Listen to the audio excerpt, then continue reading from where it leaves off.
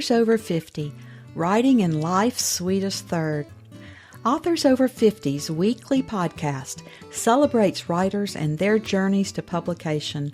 Writing after 50 is a whole story on its own, so let's skip to life's sweetest third and talk with authors about their journey from pen to publish.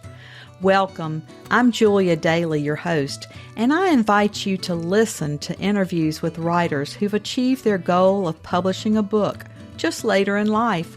We've seen award lists for under 30 or under 40, but I've yet to see lists for those who've achieved a significant milestone of their own, launching a new career and publishing their first book after the age of 50.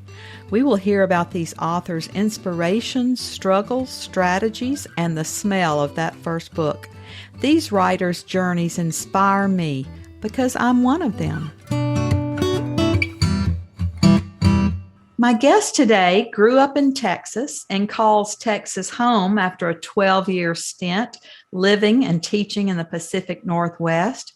She has an undergraduate degree in journalism from the University of Texas at Austin and a graduate degree in English and a teaching certificate from Texas A&M. She was motivated to publish by a question in a Bible study. Is there anything you have wanted to do for a long time and haven't accomplished? That could be Authors Over 50's theme question. She calls her approach to writing unorthodox because when she started getting words on paper, she did not even have a computer at home. Welcome, Ann Tolan, to Authors Over 50.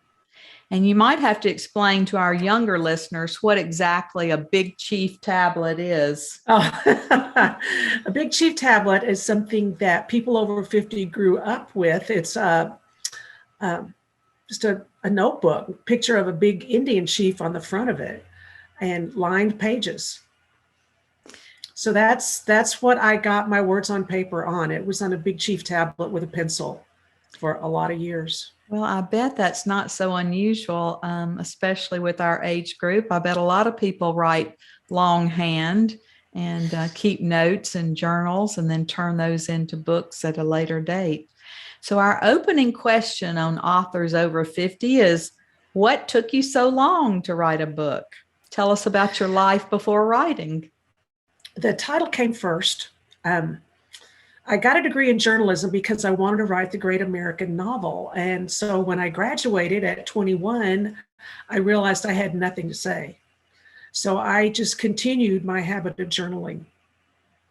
So, through graduate school, through working at a Christian camp in East Texas, through teaching in Idaho, I just kept writing.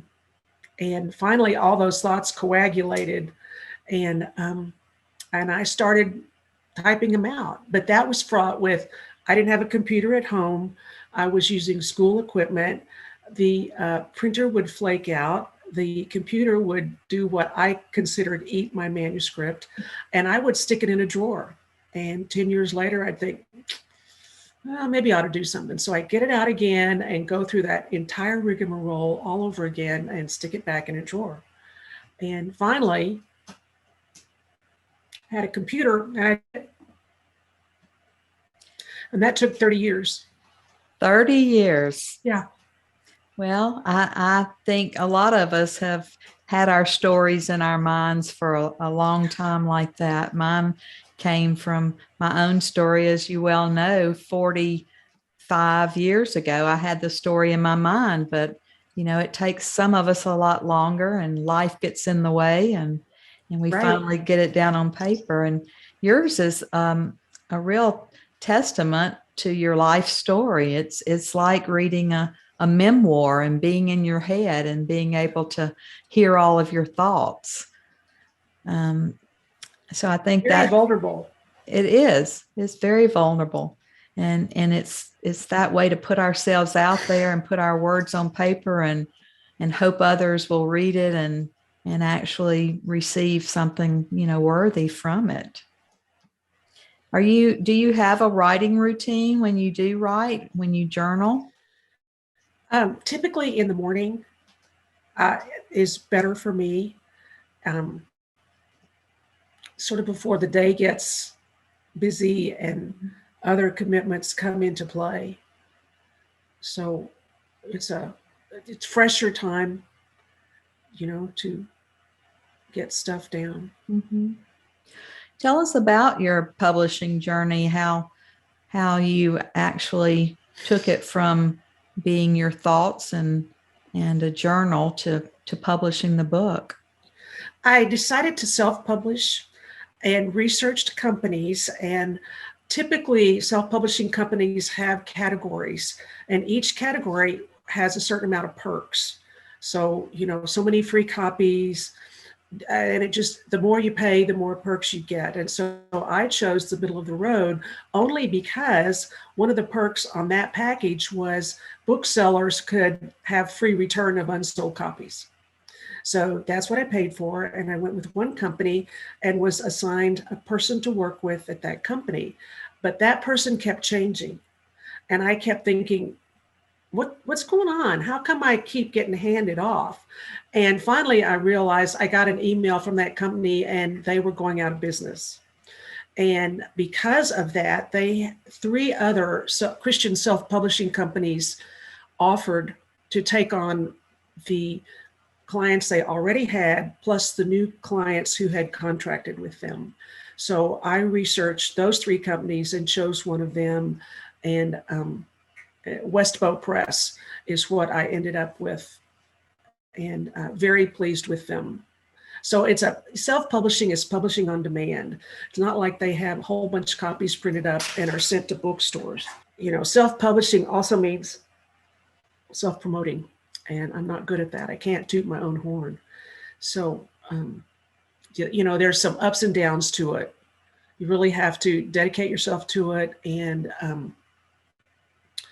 I was not teaching by that time. It was 2014 and I retired in 2008. So I had the time to work on it and polish it up. And, you could write forever. You just sort of have to decide, this is it. I'm not going to read it again and think, how else can I word that? How can I make that more meaningful? What else can I add? How many more examples? I mean, it could go on and on and on. So I finally just said, okay, this is it. The way it is the way it's going to be, and sent it off. Just kind of waited. I think we're in good company there, because you and I both, when we handed off our manuscripts, we felt like we wanted to grab it back and work on it some more. And we're in good company, because Eudora Welty said when she dropped her manuscript into the box at the post office, she wanted to reach back in and get it. And so I think, if she wanted to do that on her manuscripts, then we're certainly able to feel that way about ours. And yes. I think the marketing that you're talking about is not just a problem for people who decide to self-publish, but all authors now are required to do their own marketing, or the majority of it, unless they're a celebrity or a John Grisham or someone like that, who they'll put more money behind. But even the big five publishers, maybe the big four now, require their authors to do more and more of the marketing. And I think that's, difficult for a lot of authors. Mm-hmm. Mm-hmm. Very true. Kathy, why don't you tell us more about what your book's about, and then we'll let you read a section, and we want to hear your tone and voice in the book. My book is about living a life with Christ, and how, with Him at the center, what difference does that make? As opposed to Him not at the center. And so each chapter is look to Christ for all of our strength. Look to Christ to order our days. Look to Christ to guide our relationships. So it's a constant referral back to seek guidance from the Creator of the universe. It was very difficult just put your heart out there. And it took a long time. Yeah. That was part of what took so long, because the enemy was sitting on my shoulder saying, what difference does it make? What do you have to say that has not been said a gazillion times before, even in much better ways? So as you and I talked about when we were working on your first manuscript, you just have to fire that guy. You just have to say, I'm not going to listen to that. I'm not going to give the enemy a seat at my table, and just go for it. Just see, and if it doesn't make it into print, then it doesn't. But you've got the richness of the experience of getting those thoughts out there. And if it does get into print, there might be one person somewhere on the planet that will benefit from what you've put down on paper. Well, your spirit comes through loud and clear, and everyone who knows you, feels that. So the fact that you can share that spirit with others is very important to all of us. So read us a passage. This is from the chapter on Look to Christ to teach us how to wait creatively. Waiting, what courage and strength that takes. Instead of waiting for God's timing, our stronger inclination is to forge ahead, take the situation into our own control. Without thinking twice, we are off and running, ready to solve the problem ourselves. What wisdom lies behind our actions? Is it not laughable to think that we are able to do the job of a holy and sovereign God? And then I go on to say, waiting takes time. That sounds ridiculous, but the concept is simple. Why do we impatiently hate to wait? Seen as a process, waiting for something to happen turns into an adventure.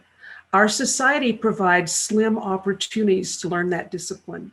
Culture and the media produce visual and situational experiences demanding short moments to hear and to understand. We are encouraged daily to take shortcuts, purchase gadgets to make life easier, give us more time, help us get something done faster. And so in an electronic world where we can zip like lightning around the world on the internet and fast food fills our stomachs, where are the examples to follow? Consider this. Moms wait 9 months to give birth. College students wait 3 months for test scores. Everything in our life involves some kind of waiting. We wait for a new season. We wait for Christmas. We wait for company to come. And so it's really more a natural part of our existence. And with the absence of all the electronic gadgets designed to, quote unquote, make our life easier, it's a process. And we're kind of living in a chop, get it done now society that doesn't allow for the process.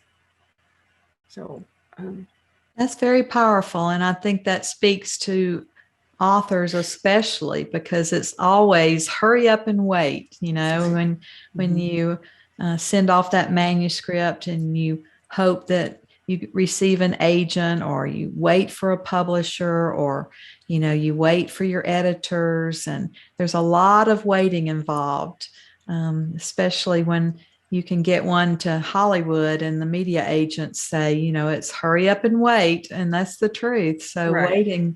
Waiting is a great topic for you to talk to us about today. I know that you were an English teacher, and so many of us were influenced by our English teachers. My mother was an English major and had a great English teacher in high school, and that's one of the reasons I became an English major. Do you have any author idols? And if you do, would you think about any questions that you would ask them if you could speak to them in person? Yes. I would speak to Charles Dickens and ask how he developed characters. Even though my book is not one of plot development and character development, but I'm always fascinated. A book is much more interesting to me if I feel like I don't want the book to end because I'm going to miss my friends. So I'd speak to Charles Dickens. I would speak to uh, um, Shakespeare, because he was such a great wordsmith.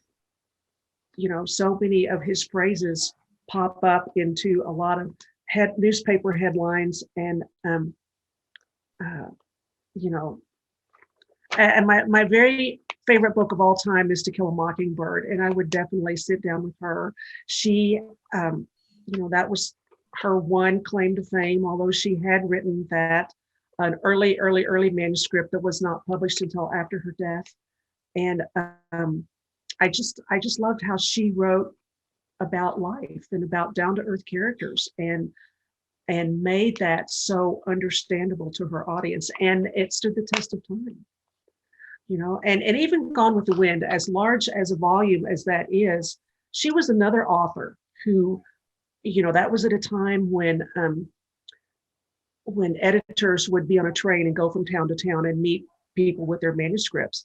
She had the manuscript, threw it at his feet, which of course made the pages go everywhere, and ran the other direction.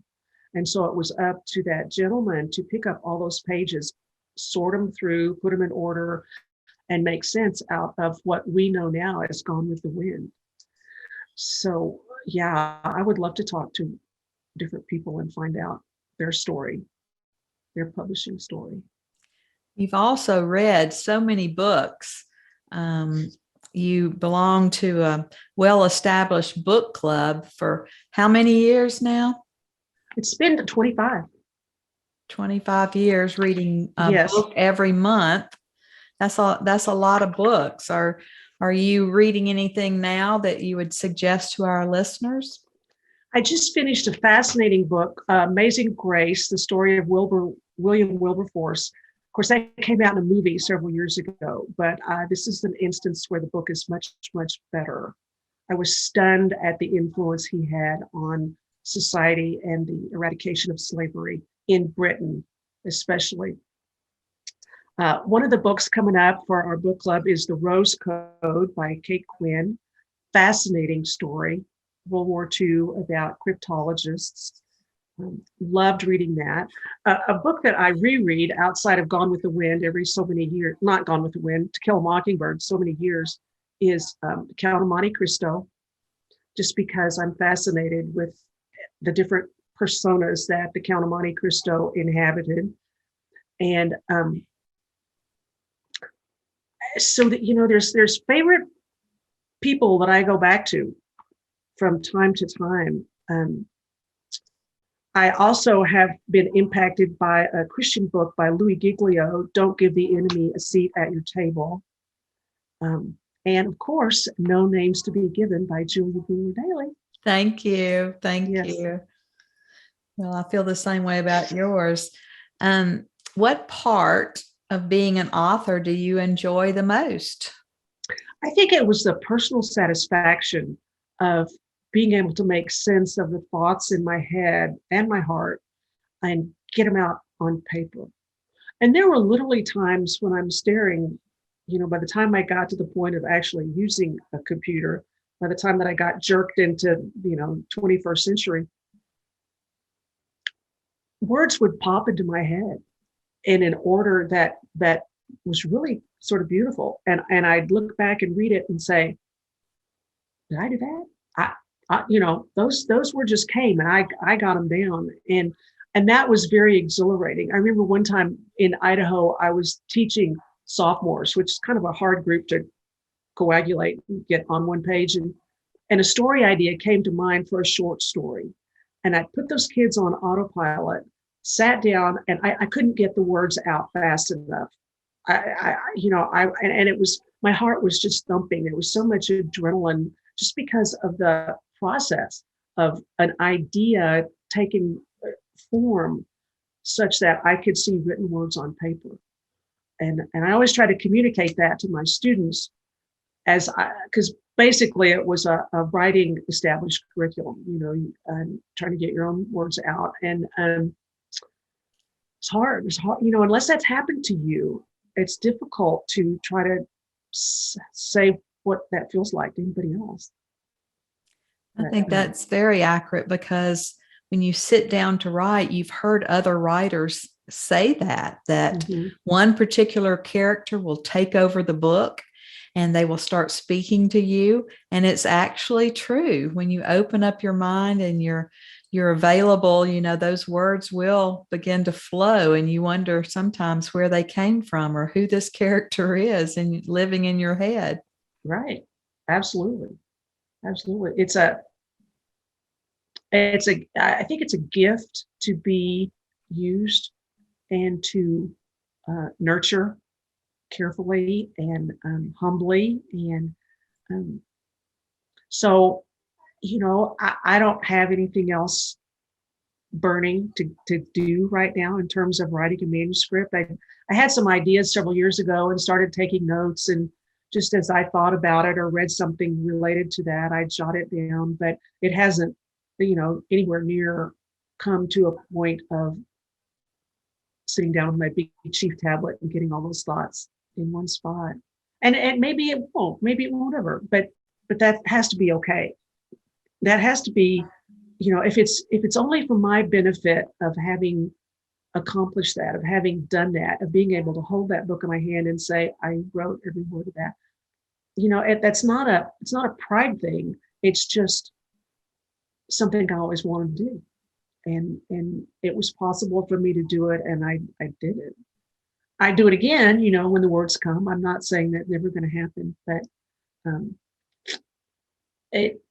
I'm always stunned that writers who crank out books so quickly, yearly, how do they do that? How is their brain wired differently from mine that they can do that and I can't? So anyway, it's a big puzzle, but it's a fun puzzle. Well, I think about that too. And do you wish that someone had led you to be a writer earlier in life? Was there any thing that someone could have told you when you started out that might have set us on the path earlier? It's such an interesting question, Julia. I think probably not. I think I had to get the education in the rearview mirror and just live life and observe people and observe situations and be in community with people, and in order to sort of figure out my own perspective and try to make that in some kind of a shape, form, or fashion that would maybe make sense and touch somebody else's heart. But if I had had an English teacher when I was in high school saying, "You're a good writer, you ought to proceed with that," I couldn't have made a living. I couldn't, you have to do something else if you're going to be a writer to support the habit. And so I would have pursued a career or, whatever direction the Lord led me anyway. And then if I would knowing me, I would have said, if it happens, it happens. And if it doesn't, wasn't meant to be. So, if I could sit down with some of the writers I admire through the years, I would ask them, what's your inspiration? I used to, when I had writer's block back in the Idaho days, when I was cranking this out and not getting anywhere, I'd read National Geographic, because I always thought those articles were so well written, and just the way that, it was an economy of words, and yet they painted incredible pictures with the words they got on paper. So that was an inspiration to me. But for the type of book I ended up doing, it really wasn't, it was really the Lord speaking to my heart. But writer's block is something that every writer faces. So do you go out and get yourself some ice cream? Do you go out and, get some exercise, or just chat over coffee with a friend to get past that? Or maybe it's having to get past this urgency of having to get something on paper, but really it's not the right time, or it's not the right attitude or perspective. And so it just, It's just a matter of waiting until all of those elements come together. And when they do, it's a beautiful thing, as you know. It's a very exciting thing. I have to go and get that exercise you were talking about. I know you walk a lot. I ride my bike. And when I do that, I don't know if the blood starts flowing better or what, but I listen to audiobooks while I ride. And even though the book may be nothing like what I'm writing, it will trigger a thought, childhood memory, or something that I want to get down on paper when I get back from that ride. So exercise, I think, does help us and clear out some of the plaque, maybe. Yes, absolutely. Absolutely.